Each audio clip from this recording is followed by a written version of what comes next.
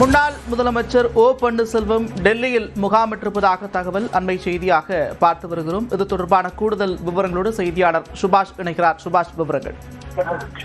முன்னாள் முதலமைச்சர் ஓ பன்னீர்செல்வம் டெல்லி சென்றிருப்பது தமிழக அரசியல்ல பரபரப்பை ஏற்படுத்தியிருக்குன்னு சொல்லலாம். ஏன்னா அவர் கோயம்புத்தூர்ல இருந்து கொச்சி சென்று அங்கிருந்து டெல்லி சென்றிருக்கிறார். தான் முன்பே பார்த்த மாதிரி அவர் மேலும் சிலரை சந்தித்திருப்பதாக பார்க்க வேண்டியது இருக்கிறது. ஏன்னா அதுக்கான காரணம் என்ன? ஏன்னா தேர்தல் வரக்கூடிய சமயத்துல அவர் நடத்தி வந்த ஒருங்கிணைப்பு குழுவை கழகமாக மாற்ற திட்டமிட்டிருப்பதாக அவரே அறிவித்திருந்தார் அண்மையில் நடந்த மாவட்ட செயலாளர்கள் கூட்டத்தில்.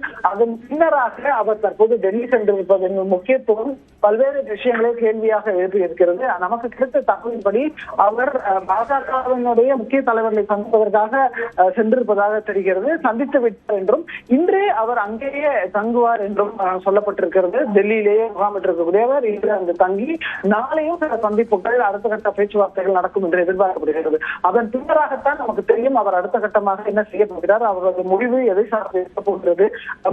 மீண்டும் அதிமுகவில் வருகிறாரா, இல்ல கூட்டணியில் அங்கம் வகித்து போறாரா பாஜக கூட்டணியில், அல்லது கூட்டணியிலிருந்து விலகியதற்கான காரணத்தை பாஜக தலைமை பீகார் தேர்தல் முடிந்த பிறகு தற்போது கேட்பதற்கான காரணங்கள். ஏன்னா அடுத்த தேர்தல் வரப்போகுது தமிழ்நாட்டுக்கு.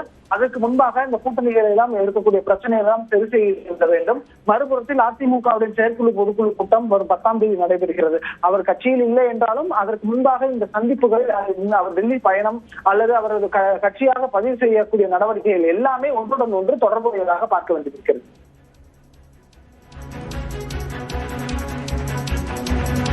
நன்றி சுபாஷ், விவரங்களுக்கு.